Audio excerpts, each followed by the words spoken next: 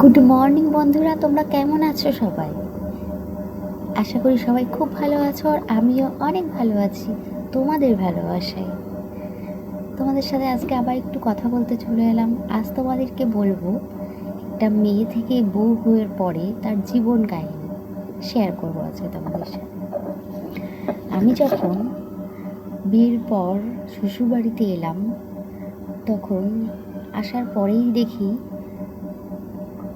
মানে প্রতিবেশী পাশের 3টি ঘরের সাথে শ্বশুরবাড়ির লোকেদের কোনো সম্পর্ক নেই, মানে কথা নেই। তখন আমি ভাবলাম যে কেন কথা নেই, এই ব্যাপারটা নিয়ে খুব একটু চিন্তিত হয়ে পড়লাম। তারপরে যখন তারপরে বুঝলাম যে তাহলে হয়তো শাশুড়ি মায়ের সাথে ঝগড়া। মনে মনে যথারীতি একটু ভয় পেয়ে গেলাম, একটু ভয় কাজ করতে শুরু করলো, যেহেতু তখন আমি খুব নতুন বউ ছিলাম। তারপরে ভাবলাম যে যে কোনো কারণবশতই হোক, হতেই পারে কোনো প্রতিবেশীর সাথে, মানে কোনো ফ্যামিলির সাথে ঝগড়া হতেই পারে। কিন্তু তাই বলে কী কারণের একটু জানার আগ্রহ ছিল। যাই হোক, আমি জানতে পারিনি আজও। ভাবলাম হয়তো পরে ঠিক হয়ে যাবে। তা যে কোনো মেয়েদের বিয়ের পরে কিন্তু শ্বশুরবাড়িতে আসার আগে একটাই কিন্তু ভয়ভীতি কাজ করে, যে তার শ্বশুরবাড়ি কেমন হবে, শ্বশুরবাড়ির লোকেরা কেমন হবে, সে যেভাবে বাপের বাড়িতে থেকেছে তার কিভাবে থাকবে সে শ্বশুরবাড়িতে গিয়ে, সবাই তাকে কতটা রেসপেক্ট করবে, কতটা ভালোবাসবে। এ বিষয়ে কিন্তু মেয়েদের বিশেষ করে খুবই চিন্তিত বিষয়টা। আর বিশেষ করে শাশুড়ি নামক ব্যাপারটা নিয়ে একটু সবাই বেশি চিন্তিত থাকে। যাই হোক, যাদের দেখাশুনো করে বিয়ে হয় তারা কিন্তু দেখাশুনো করে হোক বা নিজেরা দেখে শুনে করুক, সবাই কিন্তু নিজের যে স্বামী হবে তাকে নিয়েই কিন্তু ভাবে যে সেই ছেলেটা কেমন।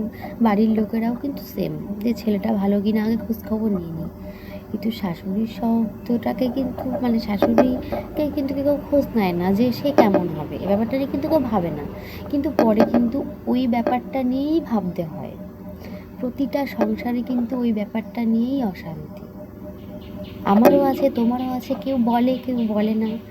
প্রত্যেকটা মেয়েরই কিন্তু এই ব্যাপারটা নিয়েই অশান্তি।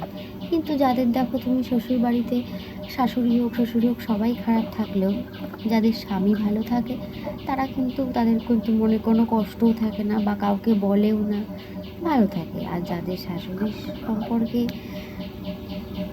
শাশুড়ির সাথে সম্পর্ক যাদের খারাপ থাকে, তারপরেও বর যদি তাদেরকে সাপোর্ট না করে, তাদের পক্ষ নিয়ে একটুও কথা না বলে, সবসময় যদি সেই শাশুড়ি শ্বশুরের পক্ষ নিয়েই কথা বলে, সেই তখনই কিন্তু সেই সংসারটা ভাঙতে চলে। তোমাদের কি মনে হয় বলো বন্ধুরা? আমার সেটাই মনে হয়। প্রত্যেকটা মেয়ের জীবনেই চাই যে তারা ভালোভাবে থাকুক, অন্তত তাদের স্বামী যেন ভালো হয়। স্বামী যদি ভালো না হয় না, তাদের আর কষ্টের কোনো শেষ থাকে না।